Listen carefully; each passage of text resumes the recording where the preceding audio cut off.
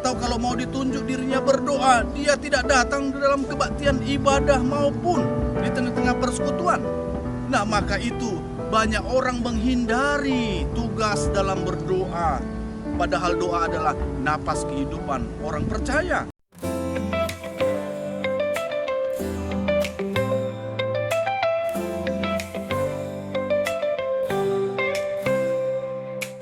Selamat datang kehidupan, selamat belajar di sini. Beribu pasar ibu hebat mengukir mimpi-mimpi. Salam, kita bertemu kembali dalam renungan kita pada pagi hari ini. Dan sebelum kita mendengarkan firman Tuhan, mari kita bersatu dalam doa. Damai sejahtera Allah yang melampaui segala akal, kiranya memenuhi hati dan pikiran dalam Kristus Yesus Tuhan kita. Amin.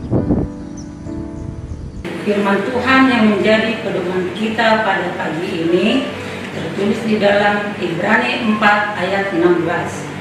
Sebab itu marilah kita dengan penuh keberanian menghampiri tahta kasih karunia, supaya kita menerima rahmat dan menemukan kasih karunia untuk mendapat pertolongan kita pada waktunya. Demikian pembacaan firman Tuhan. Berbahagialah orang yang mendengar firman Tuhan serta memeliharanya. Amin. Ada ternyata orang-orang pada zaman purba dulu, pada zaman dahulu, mereka begitu rindu datang kepada Tuhan, tapi tidak berani menghampiri tahta kasih karunia Allah. Mengapa demikian? Itu pasti terjadi. Kerinduan dan niat besar, tapi tidak kesampaian dikarenakan dosa. Dosa meliputi semua ciptaan, sehingga dosa ini tidak dapat bergabung bersama dengan yang kudus, yaitu Allah sendiri. Maka itu wajar sekali bahwa orang-orang sulit dan bahkan tidak berani datang kepada tahta Allah karena mereka berdosa. Maka itu kita sebagai orang Kristen, kita diajarkan bahwa sebagai orang-orang yang percaya dalam Yesus Kristus, kita yang bersalah, kita yang berdosa, dibenarkan melalui kematiannya, melalui darahnya, melalui Yesus Kristus, sehingga kita menjadi orang-orang yang benar. Maka itu, karena kita orang-orang benar, disebut sebagai anak-anak Allah, maka masuklah dalam tahta kerajaan Allah dengan keberanian. Jangan takut. Datang ke dalam tahta kerajaan Allah, kasih karunia Allah.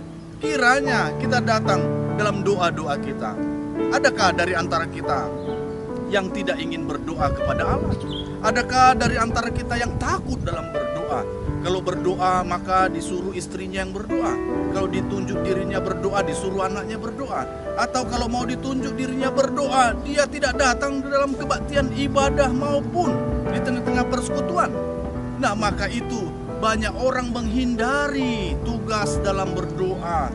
Padahal doa adalah napas kehidupan orang percaya, orang Kristen. Maka itu, mari kuncinya hari ini terbuka firman Tuhan bagi kita bahwa hampirilah dengan keberanian tahta kasih karunia Allah melalui doa-doa kita, sehingga melalui doa kita diberikan kekuatan. Jangan lupa berdoa dalam kehidupan kita, saudaraku yang terkasih dalam nama Tuhan Yesus Kristus. Bangun pagi berdoa, makan berdoa, iya. Kemudian sebelum tidur juga berdoa. 3 hal ini kita lakukan luar biasa. Apalagi ketika melakukan aktivitas kita berdoa. Ketika kita melakukan satu keputusan, kita memohon kepada Tuhan supaya diberikan hikmat.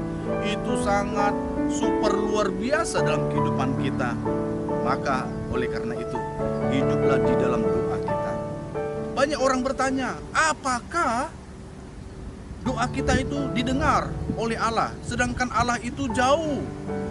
Saudaraku yang terkasih dalam nama Tuhan Yesus Kristus, banyak orang berpikir bahwa Allah itu jauh.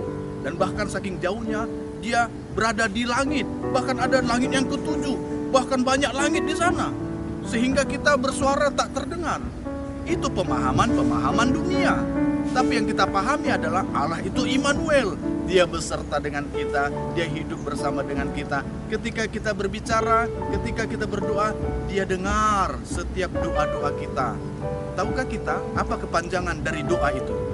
Doa, D-O-A. Kepanjangannya adalah didengar oleh Allah. Iya, didengar oleh Allah. Maka itu ketika kita mau berdoa, kita jiwai, kita imani, kita percayai, kita yakini didengar oleh Allah. Betul.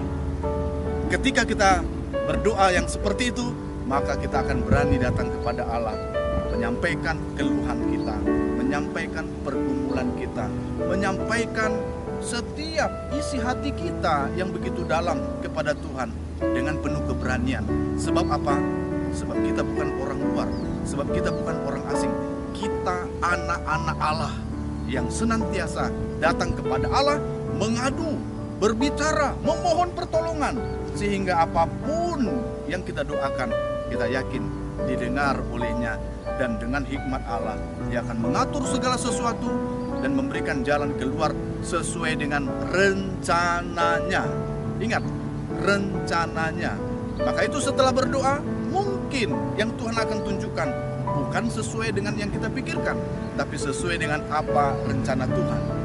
Tahukah kita mana yang lebih baik, rencana manusia atau rencana Allah? Kalau rencana manusia itu kecil, kalau rencana manusia itu egois, tapi rencana Allah adalah rencana Allah yang besar, universal, bertautan dengan banyak orang di seluruh dunia. Maka itu pasti lebih besar, lebih dahsyat. Jalani rencana Tuhan meskipun tak sesuai dengan rencana kita. Doa kita didengar olehnya dan akan dikabulkan sesuai dengan rencananya. Dan yakinlah ketika kita pahami itu, kita memperoleh penghiburan, kekuatan, menjalani hari-hari dan kehidupan kita. Dan ketika kita datang kepada Tuhan, datang dengan penuh keberanian dan sukacita menjadi milik kita.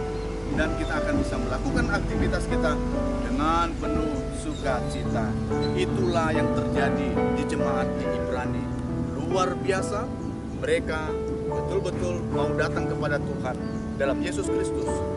Karena mereka tahu bahwa Yesus adalah imam.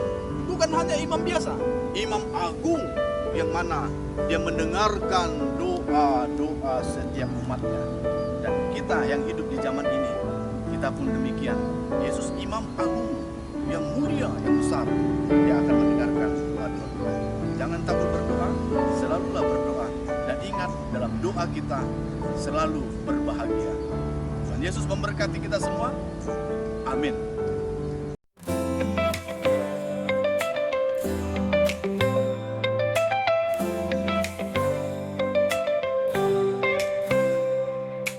Selamat datang kehidupan, selamat belajar di sini.